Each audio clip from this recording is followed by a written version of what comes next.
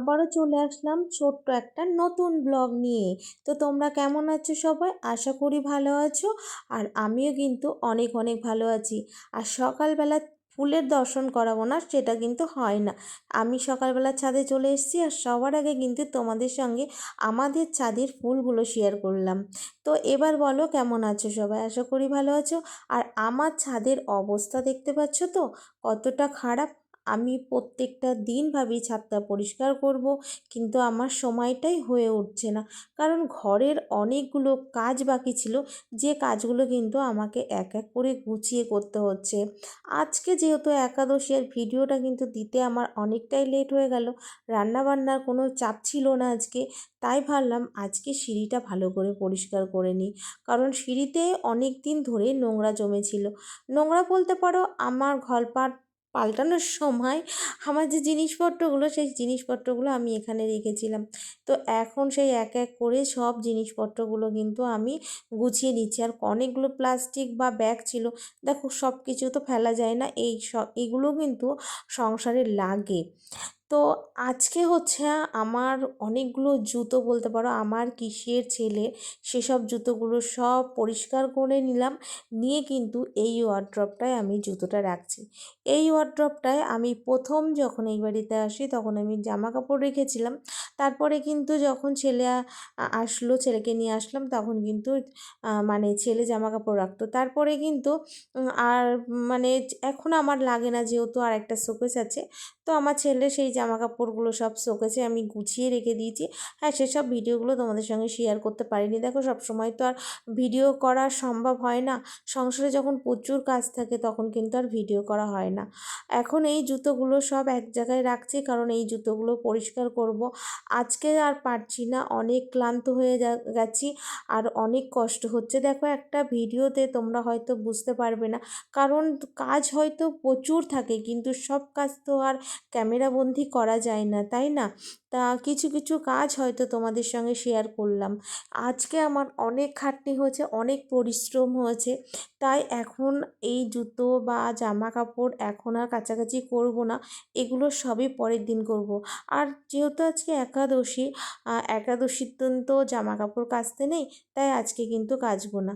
তাই ঘর দোরগুলো সব পরিষ্কার করে সুন্দর করে গুছিয়ে গাছিয়ে নিলাম, যাতে আমার স্নান করার পরে আর কোনো কাজ না করতে হয়। আজকে যেহেতু কিশো বাড়ি নেই, কিশো চেম্বারে চলে গেছে, আর আমার ছেলেও কিন্তু বাড়ি নেই, ছেলেও কিন্তু মেয়ের কাছে গেছে। তাই কিন্তু নিশ্চিন্তভাবে আমার মনের মতন করে আমি কাজগুলো গুছিয়ে নিচ্ছি। এর আগের দিনও আমি প্রচুর কাজ করেছি, সেদিনও আমি তোমাদের সঙ্গে ভিডিও শেয়ার করতে পারছি না। যারা আমার ব্লগ দেখো তারা তো জানো যে আমি কিন্তু ভিডিও কয়েকদিন ধরে হয়েছে বড় ভিডিও একদমই দিচ্ছি না। তো দেন আমার কষ্ট হচ্ছিল বলে একটু জল খেয়ে নিলাম, আর বোতলগুলোয় জল ভরে নিলাম। এখনও কিন্তু আমি ঘরটা ঝাড় দেবো, তারপরে ঘরটা মুছবো, মোছার পরে আমি স্নান করব। তা এখন চলে আসলাম ঘরে, আর ঘরটা কেমন লাগছে অবশ্যই কমেন্ট করে জানিও। আজকে কিন্তু সুন্দরভাবে আমার ঘরটা গুছিয়ে নিয়েছি। পর্দাগুলো একটু চেঞ্জ করতে হবে, এখন একটু মানির প্রবলেম বলে পর্দাগুলো কিনতে পারছি না। তো আমার ইচ্ছা আছে ঘরে নতুন সুন্দর সুন্দর কালারের পর্দা কিনবো, দেখা যাক কবে কিনতে পারি। এখন একটু সমস্যা আছে বলে পর্দাগুলো এখন কিনতে পারছি না। তো ফ্রি হলাম, এখন বাজে 2টো। এবার পুজোর বাসন টাসন সব মেজে এসেছি, আর ঘর দুয়ারও সব মোছা হয়ে গেছে, বুঝেছো? ঘর দুয়ার মুছে স্নান করলাম, পুজোর বাসন টাসন মাজলাম। এখন ছাদে এসেছি ফুল নিতে। তো পুজো দেওয়ার মতন ফুল সেরকম নেই, ওই যে ফুলগুলো আছে এই ফুলগুলোই তুলবো। তো দেখো এই গাছটা আমি লাগিয়েছিলাম, গাছটা হয়নি ভালো। এই গাছে কয়েকটা ফুল আছে, আর এই কয়েকটা তুলে নিই, এই দিয়ে পুজো হয়ে যাবে।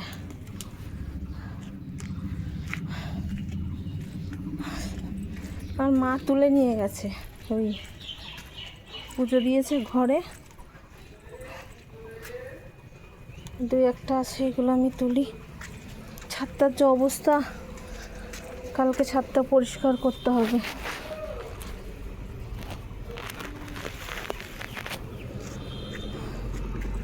ওদিকে আর যাবো না, এই দিকের তুলি দেখি।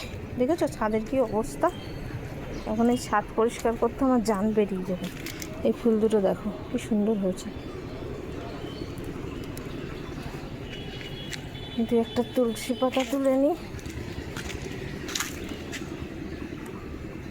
তাহলে আমার ঠাকুরের পুজোটা হয়ে যাবে।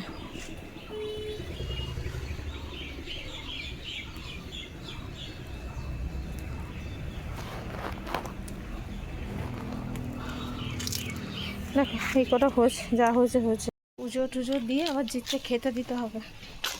রান্না তো হয়নি, কালকে ভাত তরকারি আছে সেইগুলোই দেবো। দেখো এখানে একটা ফুল ফুটেছে,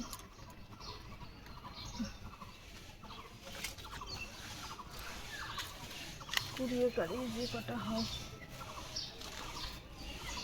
চলো বন্ধুরা আগে পুজোটা দিয়ে নিই। তো এখন আমি ঠাকুরের পুজোটা দিয়ে নিলাম, আর ঠাকুরের সিংহাসনে কাপড়গুলো পাতা হয়নি জানো তো।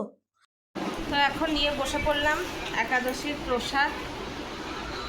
দেখো ক্যামেরা করে নিচে দেখাচ্ছি। হচ্ছে একাদশী প্রসাদ, এখানে হচ্ছে সাবু সবজি দিয়ে করা, এটা কলা, এটা তরমুজ, আর এটা কি বলতো, এটা বেল মাখা দুধ দিয়ে। আচ্ছা তো চলো খেয়ে নিই। তুই খাবি? ম্যাও ম্যাও করছিস ওখান থেকে, খাবি? তো চলো এটা খাই। এখন সারাদিন পরে এখন 2:30 বাজে খেতে বসলাম।